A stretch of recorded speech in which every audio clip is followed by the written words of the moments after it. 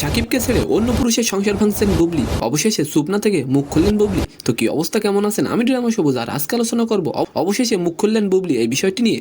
একসময় অভিনেতা সাকিব খানের সাথে গোপনে সংসার পেতেছিলেন বুবলি। তারপর আমেরিকায় ছেলে শেহজাদা বীরের জন্ম আর সন্তানের জন্মের খবর প্রায় 1 বছর গোপন রাখেন বুবলি।